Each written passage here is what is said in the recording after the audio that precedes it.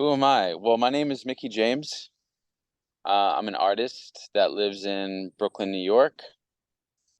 Um, I've been doing this project for about 4 years now. And I just put out a new EP last week titled Loner of the Year. And with that being said, how are you feeling with it now being out in the open?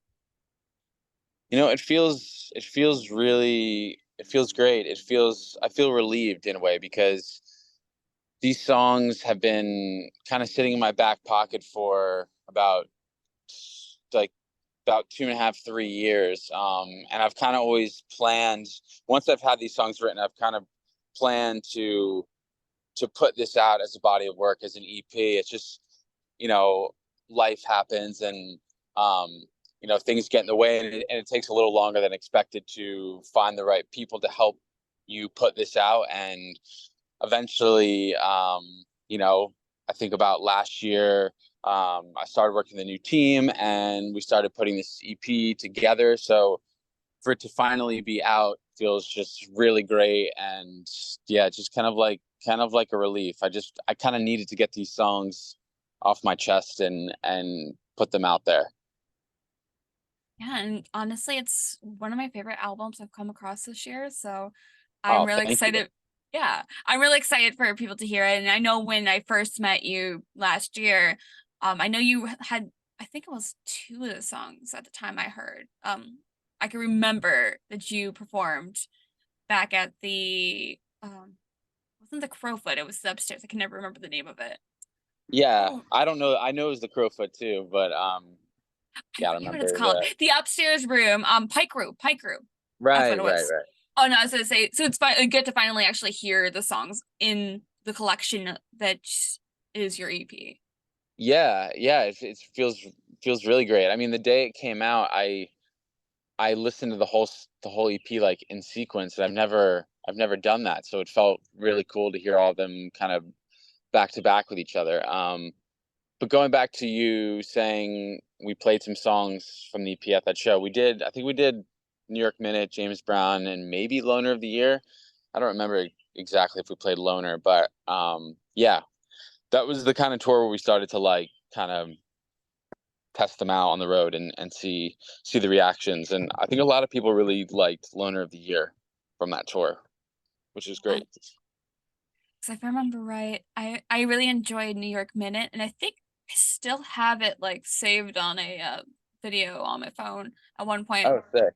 I I just now remembered that I'm supposed to send you photos from that show, and I completely forgot all about it. Oh, send them through. I want to see it. Yes. Um, it and I remember like saying, yeah, yeah, I'll send it to you. And then, a year goes by and things happen, and now new album out, and it's about time I should send those. Yeah, that'd be cool because like I said before, we just played in Detroit a couple months ago. We played at the Crowfoot, but we played the big room. So it'd be cool to see like the photos from the tiny room to the big room. Yeah, that'd be sick to see like a side by side. So here's the thing. Wasn't there for the big room with Aerosmith as Joe Perry, but I would love to know how was that experience of opening for him. Oh, it was amazing. I mean, it was so cool. I don't think, I mean, I've been like touring and you know gigging for a really long time, and I don't think I've ever been on a tour so professional as that tour. I mean, these guys are obviously veterans at their craft from every angle, from the tour managing to the teching to the performers, and it was just such a an inspiring experience. And for those guys to be so well like crafted, like they're also the most like sweetest dudes I think I've ever met on a tour, which is surprising. You would think like you would think they would have a little bit of an ego being the names that they are, and I think they were like maybe the nicest people I've ever met, and it was just such a beautiful experience, and we're really grateful he took us out. I'm curious, what was there any things that you've learned from that experience that you'll hope to implicate into your next tour? um I learned a lot from like just kind of more of the behind the scenes, the like how things are kind of run on like a kind of a business level, as like tour managing and things like that. I mean, obviously as players too, watching them every night was really inspiring as well. We'll go back to the album for a moment. I'm always curious as to why you chose Loner of the Year to be the name of the album.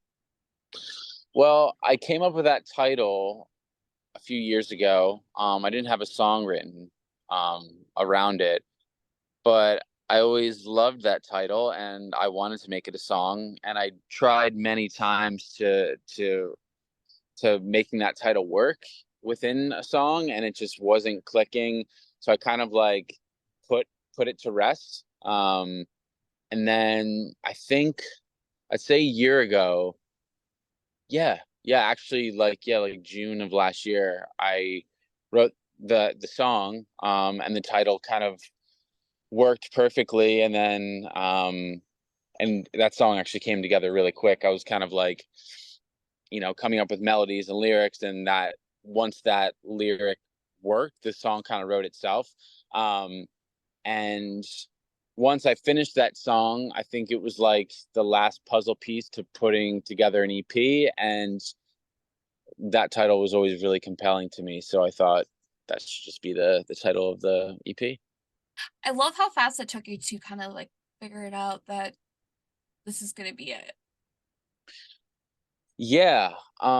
I think again, like because I had the title for so long, um, I kind of knew what I wanted to write about. So when the songs started to come together slowly and lyrics started to build, it was like I think it just kind of wrote itself, which was great. Like that's kind of what I was hoping to happen. I really enjoy also the cover art for this album. Um, Now, did you write the Loner of the Year throughout the whole album, the whole image, or was it more of like a somebody else did it?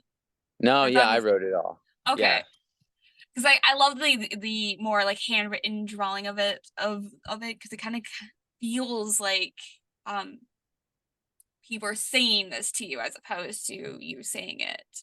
I kind of like that idea. Yeah, those were kind of my intentions. I thought me actually writing it and scribbling kind of felt more personal and direct than actually kind of designing like a logo or font for the title. So I'm glad you picked up on that. Yeah, those are definitely my intentions. Now, I am curious. Are we expected to see any kind of like music videos for for these songs?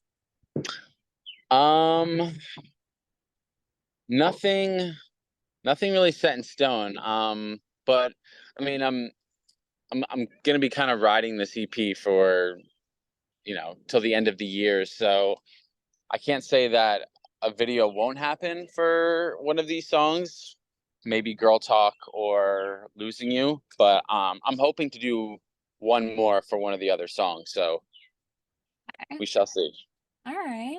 Well, I'm kind of at this like little point where I have a couple conversation cards. So just things for people to get to know you on a fun level. Ready for? Sure. All right. Let's start with this one. What is the most ridiculous thing you've convinced someone to believe? Oh, I don't know.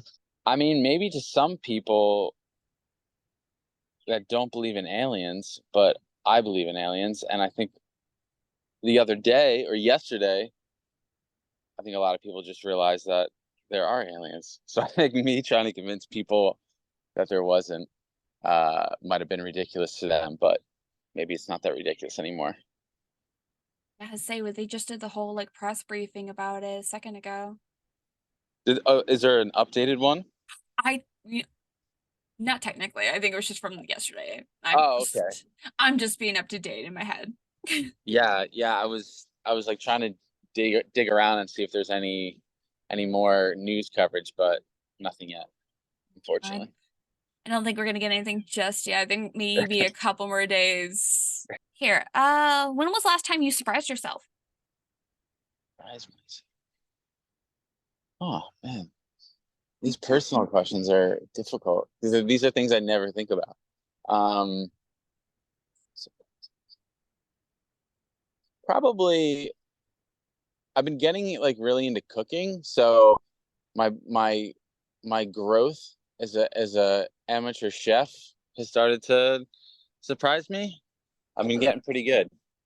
So So yeah, what's the genre of food are we looking at when we're cooking?